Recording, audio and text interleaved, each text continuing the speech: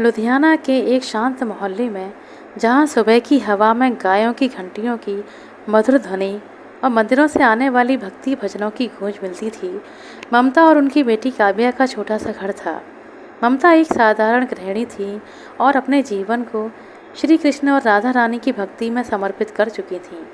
उनके घर में एक छोटा सा मंदिर था, जहाँ ठाकुर जी और राधा रानी की मूर्तियाँ सुशोभित हुआ करती थीं। हर सुबह ममता दीप जलाती, तुलसी के पत्ते अर्पित करती और भक्ति में डूबकर भजन गाती। उनकी आवाज़ में ऐसी मिठास थी कि पड़ोसी भी मंत्रमुग्ध होकर सुनते। काव्या, जो अभी कॉलेज की पढ़ाई कर रही थी, अपनी माँ की भक्ति से गहरी प्रभावित थी। वह अक्सर माँ के साथ मंदिर में बैठकर भजन गाती और ठाकुर जी की लीलाओं की कहानियाँ सुनती। एक शाम जब ममता रसोई में रोटियां बना रही थी, काव्या ने उत्साहपूर्वक कहा, माँ, इस बार वृंदावन चलें? मन बेचैन है, बिहारी जी की एक झलक पाने को तरस रहा है। ममता ने मुस्कुराते हुए काव्या की तरफ देखा। उनकी आंखों में एक गहरी शांति थी। बेटी, जब ठाकुर जी बुलाते हैं तभी जाना हो पाता है। वृंदावन की गलियां, बरसाना की महक, वह सब कुछ ऐसा है जैसे ठाकुर जी का प्रेम हवा में बिखरा हुआ हो। काव्या ने उत्साहित होकर सिर हिलाया। हाँ माँ, और इस बार हम बरसाना में राधा रानी के चरणों में ज़्यादा समय बिताएंगे। उनकी एक मुस्कान मन को शांत कर देती है। ममता ने कहा, बेटी, सच्ची भक्ति में बहुत शक्ति होती है। जब तुम ठाकुर जी और राधा रानी को सच्चे मन से पुकारती हो तो वे तुम्हें कभी निराश नहीं करते। चल, इस बार अप्रैल में यात्रा की योजना बनाते हैं। ममता और काव्या ने मिलकर यात्रा की तैयारियां शुरू कर दी। ममता ने अपने छोटे से मंदिर में ठाकुर जी को प्रणाम किया और कहा, हे ठाकुर जी, हम आपके दरबार में आ रहे हैं, अपनी कृपा बनाए रखना। काव्या ने अपनी डायरी में लिखा, वृंदावन की इस यात्रा में कुछ खास होने वाला है। मेरा मन कह रहा है कि ठाकुर जी हमें अपने करीब बुला रहे हैं। ममता के मन में एक गहरी आशा थी कि ठाकुर जी हर पल उनके साथ हैं। वह अक्सर अपनी बेटी को बताती, बेटी, ठाकुर जी का प्रेम ऐसा है जैसे सागर अथाह और अनंत। हमें बस अपने मन की नाव को उनकी शरण में छोड़ देना होता है। काव्या इन बातों को सुनकर अपने मन में ठाकुर जी के प्रति और अधिक श्रद्धा महसूस किया करती। अप्रैल की एक सुनहरी सुबह ममता और काव्या लुधियाना रेलवे स्टेशन पर खड़ी थीं। ट्रेन की सीटी बजी और वे वृंदावन की ओर चल पड़ी। ट्रेन की खिड़की से बाहर झांकते हुए काव्या ने कहा, माँ देखो, खेतों में सरसों के पीले फूल कितने सुंदर लग रहे हैं। ऐसा लगता है जैसे प्रकृति भी ठाकुर जी का स्वागत कर रही हो। ममता ने हंसते हुए कहा, बेटी, यह सारी सृष्टि ठाकुर जी की लीलाओं का ही हिस्सा है। हर पेड़, हर फूल, हर नदी उनके प्रेम का गीत गाती हैं। हम तो बस उनकी नगरी में उनके चरणों तक पहुंचने वाले हैं। ट्रेन की यात्रा लंबी थी, लेकिन ममता और काव्या के लिए यह समय भक्ति में डूबने का अवसर था। काव्या ने अपनी माँ से पूछा, माँ, जब आप पहली बार वृंदावन गई थीं तो आपको कैसा लगा था? ममता ने एक गहरी सांस ली और कहा, बेटी, जब मैं पहली बार वृंदावन गई थी तो ऐसा लगा जैसे मैं अपने घर वापस लौट आई हूँ। वहाँ की हवा में एक ऐसी खुशबू थी जो मन को शांत कर देती थी। बांके बिहारी जी के दर्शन ने मेरे मन की सारी बेचैनी को दूर कर दिया। उस दिन मुझे एहसास हुआ कि ठाकुर जी मेरे साथ हर पल रहते हैं। काव्या ने मुस्कुराते हुए कहा, माँ, मुझे भी वैसा ही एहसास होता है। वृंदावन की गलियों में चलते हुए ऐसा लगता है जैसे ठाकुर जी और राधा रानी मेरे साथ चल रहे हों। लंबी यात्रा के बाद जब ट्रेन वृंदावन के स्टेशन पर रुकी तो ममता और काव्या ने गहरी सांस ली। स्टेशन पर उतरते ही वृंदावन की पवित्र हवा ने उनके मन को छू लिया। गलियों में भक्तों की भीड़, भजन कीर्तन की मधुर ध्वनियाँ और मंदिरों की घंटियों का नाद उनके हृदय को प्रफुल्लित कर रहा था। वृंदावन पहुंचने के बाद ममता और काव्या ने सबसे पहले यमुना नदी के तट पर जाने का फैसला किया। यमुना का शांत जल और उसके किनारे की हरियाली उनके मन को और अधिक शांति दे रही थी। काव्या ने यमुना के किनारे बैठकर कहा, माँ, यहाँ बैठकर ऐसा लगता है जैसे राधा रानी और ठाकुर जी यहीं कहीं खेल रहे हों।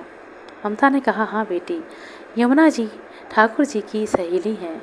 यहाँ की हर लहर उनकी लीलाओं की कहानी कहती है। दोनों ने यमुना के तट पर थोड़ा समय बिताया।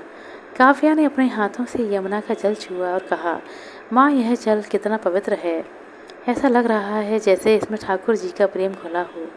ममता ने मुस्कुराते हुए कहा, बेटी, जब तुम सच्चे मन से ठाकुर जी को याद करती हो तो यह सारी सृष्टि तुम्हें उनकी ओर करीब ले जाती है। चल अब बांके बिहारी जी के दर्शन कर लेते हैं। बांके बिहारी मंदिर की ओर बढ़ते हुए ममता और काव्या के मन में एक बहुत अजीब सी बेचैनी थी। मंदिर के बाहर भक्तों की लंबी कतार थी। ढोल मजीरे की आवाज़ और हरे कृष्णा के जय घोष से माहौल भक्तिमय था। लेकिन भीड़ इतनी थी कि दर्शन की उम्मीद धूमिल हो रही थी। माँ, इतनी भीड़, शायद आज बिहारी जी के दर्शन ना हो पाएंगे, काव्या ने उदास मन से कहा। उसकी आंखों में निराशा झलक रही थी। ममता ने काव्या का हाथ थाम लिया और कहा, बेटी, ठाकुर जी तो हमारे मन में बसते हैं। अगर दर्शन नहीं भी हुए तो क्या है, उनकी चौखट पर बैठकर उनका नाम जप लेंगे। वे तो हर पुकार सुनते हैं। दोनों माँ बेटी मंदिर के प्रांगण में एक कोने में बैठ गईं। ममता ने अपनी माला निकाली और धीरे धीरे हरे कृष्ण कृष्ण कृष्ण हरे हरे जपना शुरू कर दिया। काव्या ने अपनी आंखें बंद की और ठाकुर जी के ध्यान में डूब गई। मंदिर का माहौल उनके मन को शांति दे रहा था। तभी एक स्थानीय भक्त जो पास में बैठा था, उसने ममता से कहा, माता जी, आप पहली बार वृंदावन आई हैं क्या?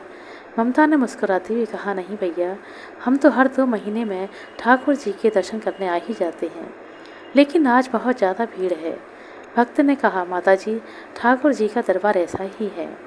कभी कभी वे हमें अपनी चौखट तक बुलाते हैं ताकि हम उनके और करीब आ सकें। आप नाम जप करती रहिए, वे दर्शन अवश्य देंगे। रात गहराने लगी थी। ममता और काव्या ने वृंदावन में ही ठहरने का फैसला किया। उन्होंने सुना था कि उस रात प्रेमानंद महाराज जी का प्रवचन होने वाला था। ममता ने कहा, काव्या, महाराज जी के प्रवचन सुनने से मन को और ज़्यादा शांति मिलेगी। चल उनके दर्शन कर आते हैं। रात के 2 बजे जब अधिकांश लोग सो रहे थे, ममता और काव्या प्रेमानंद महाराज जी के प्रवचन स्थल पर पहुँचे। वहाँ का माहौल अलौकिक था। महाराज जी की आवाज़ में एक जादू था जो हर भक्त के हृदय को छू रहा था। उन्होंने ठाकुर जी की दास लीला का ऐसा वर्णन किया कि ममता और काव्या की आंखें नम हो गईं। प्रवचन के बाद काव्या ने माँ से कहा, माँ, दिन में तो बिहारी जी के दर्शन नहीं हो पाए, मन अभी भी व्याकुल है। क्यों ना हम फिर से उनकी चौखट पर जाएं। ममता ने काव्या की बातें सुनकर कहा, बेटी, जब मन बेचैन हो तो ठाकुर जी की शरण में ही जाना उत्तम रहता है। चल उनकी गलियों में फिर से चलते हैं। वृंदावन की कुंज गलियां रात के सन्नाटे में और भी अधिक रहस्यमय लग रही थीं। गलियों में केवल भक्ति भजनों की हल्की हल्की गूंज सुनाई दे रही थी। ममता और काव्या बांके बिहारी मंदिर की तरफ बढ़े। मंदिर के मुख्य द्वार बंद थे, लेकिन वे चौखट के पास बैठ गईं। काव्या ने अपनी आंखें बंद की और ठाकुर जी का ध्यान करने लगी। हरे कृष्ण, उसकी आवाज़ में एक गहरी पुकार थी। ममता ने अपनी माला निकाली और जप करना शुरू कर दिया। अचानक काव्या ने धीरे से कहा, माँ, अगर हमारे पास इत्र होता तो हम ठाकुर जी को इत्र की सेवा समर्पित करते। उनकी मूर्ति पर चंदन और गुलाब की खुशबू कितनी सुंदर लगती होगी। ममता ने सहमति से सर हिलाया। हाँ बेटी, इत्र की खुशबू ठाकुर जी को बहुत प्रिय है। काश हम उनके चरणों में कुछ अर्पित कर पाते। दोनों की आंखें बंद थीं और वे ठाकुर जी के ध्यान में डूबी थीं। तभी एक मधुर आवाज़ ने उनकी तंद्रा भंग की। माता जी, लीजिए, इत्र ले लीजिए और ठाकुर जी को अर्पित कर दीजिए। ममता और काव्या ने आंखें खोलीं। उनके सामने एक युवक खड़ा था। उसकी वेशभूषा साधारण थी, लेकिन उसकी आंखों में एक अजीब सी अलौकिक चमक थी। उसके हाथ में एक छोटी सी इत्र की शीशी थी, जिससे गुलाब और चंदन की मिश्रित खुशबू आ रही थी। यह आप हमें कैसे दे रहे हैं? ममता ने आश्चर्य से पूछा। युवक ने हंसते हुए कहा, माता जी, ठाकुर जी की इच्छा है कि आप यह सेवा करें। लीजिए और अपने मन की पुकार को पूरी करिए। इतना कहकर वह तेजी से गायब हो गया, जैसे कि हवा में कहीं विलीन हो गया हो। काव्या ने शीशी को हाथों में लिया और उसकी खुशबू सूंघी। माँ, यह खुशबू तो वैसी ही है जैसी बरसाना की गलियों में महसूस होती है। ऐसा लगता है कि जैसे राधा रानी स्वयं यहाँ मौजूद हैं। ममता की आंखें नम हो गईं। बेटी, यह ठाकुर जी की ही कृपा है। हमारे मन में इच्छा जताई और उन्होंने तुरंत पूरी कर दी। दोनों ने इत्र की सेवा ठाकुर जी को समर्पित की। ममता ने शीशे से कुछ बूंदें अपनी हथेली पर ली और चौखट पर छिड़क दी। हे ठाकुर जी, यह छोटी सी सेवा आपके चरणों में अर्पित है, उन्होंने कहा। इत्र की सेवा के बाद ममता और काव्या का मन और अधिक भक्तिमय हो गया, लेकिन उनका मन राधा रमण जी के दर्शन के लिए व्याकुल था। ममता ने कहा, काव्या, अब राधा रमण जी के मंदिर चलते हैं। वहाँ की चौखट पर भी थोड़ा समय बिताएंगे। रात के 3 बज चुके थे। दोनों माँ बेटी मंदिर की तरफ निकली, थोड़ा आगे बढ़ी। तभी एक ऑटो रिक्शा वाला उनके पास आकर रुका। माता जी कहाँ जाना है? उसने पूछा। राधा रमण जी के मंदिर जाना है, ममता ने कहा। बैठ जाइए, मैं ले चलता हूँ, रिक्शे वाले ने कहा। काव्या और ममता थक चुकी थीं। रात का समय होने के कारण उन्होंने ऑटो में बैठना बेहतर समझा, लेकिन जैसे ही ऑटो थोड़ी दूरी तक चला उन्हें थोड़ा अजीब सा महसूस हुआ।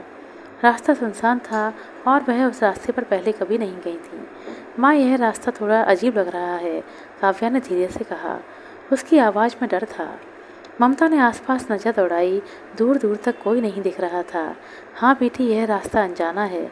कई सालों से वृंदावन आ रहे हैं, लेकिन इस रास्ते को कभी नहीं देखा। उनके मन में एक भय ने जन्म लिया। ममता ने काव्या का हाथ थामा और धीरे से कहा, बेटी, डरने की कोई बात नहीं। राधा रानी को पुकार, वे हमारी रक्षा करेंगी।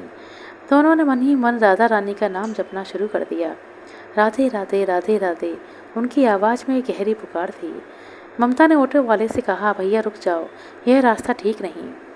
ऑटो वाला बहुत तेज हंसा और बोला, माता जी चिंता ना करें, मैं आपको सही रास्ते पर ले जा रहा हूँ। लेकिन ममता और काव्या का मन और अधिक बेचैन हो गया। उन्होंने फिर से कहा, नहीं, रुक जाओ, हमें यहीं उतरना है। 2-3 बार कहने के बाद ऑटो वाला रुक गया। दोनों माँ बेटी जल्दी से उतरी और ऑटो वाले से बहस करने लगी। तुम हमें गलत रास्ते पर क्यों ले जा रहे हो? ममता ने गुस्से से पूछा। तभी एक अचानक मोटरसाइकिल की आवाज़ सुनाई दी। एक महिला जिसने सफ़ेद पोशाक पहन रखी थी और जिसके खुले बाल हवा में लहरा रहे थे, उनके पास आकर रुकी। उसका चेहरा तेज से दमक रहा था। उसकी आंखें ऐसी थीं जैसे उसमें सारा ब्रह्मांड समाया हो। उसकी आवाज़ मधुर थी जैसे कोई स्वर्गीय संगीत हो। क्या हुआ माता जी? उसने पूछा। ममता ने कांपती आवाज़ में कहा, यह ऑटो वाला हमें गलत रास्ते पर ले जा रहा था। हमें राधा रमण जी के मंदिर जाना है। महिला ने ऑटो वाले की तरफ देखा। उसकी आंखों में एक तीव्रता थी। तुम इन्हें गलत रास्ते पर क्यों ले जा रहे हो? उसने सख्त स्वर में पूछा। ऑटो वाला हड़बड़ा गया और बिना कुछ कहे तेजी से ऑटो लेकर भाग गया। ममता और काव्या स्तब्ध रह गईं। महिला ने मुस्कुराते हुए कहा, माता जी अब डरने की कोई बात नहीं, आपको कहाँ जाना है? काव्या ने डरते डरते कहा, अब तो हम बांके बिहारी जी के मंदिर वापस जाना चाहते हैं। चलो मेरे साथ मोटरसाइकिल पर बैठो, मैं तुम्हें वहाँ छोड़ देती हूँ, महिला ने कहा। दोनों माँ बेटी उस मोटरसाइकिल पर बैठ गईं। जैसे ही वे बैठी उन्हें एक अजीब सी खुशबू महसूस हुई, गुलाब और चंदन का मिश्रण। मोटरसाइकिल चलने लगी और ऐसा लग रहा था जैसे कि हवा में तैर रही हो। काव्या ने ममता के कान में धीरे से कहा, माँ, यह महिला कोई साधारण इंसान नहीं है। ममता ने सिर हिलाया, बेटी, यह राधा रानी की कृपा है। हमने उन्हें पुकारा है और वे स्वयं हमें बचाने आ गई हैं। कुछ ही मिनटों में वे बांके बिहारी मंदिर के सामने थे। महिला ने उन्हें उतारा और कहा, जाओ, ठाकुर जी तुम्हारा इंतजार कर रहे हैं। ममता और काव्या ने उसका धन्यवाद करने के लिए पलटकर देखा, लेकिन वहाँ कोई नहीं था।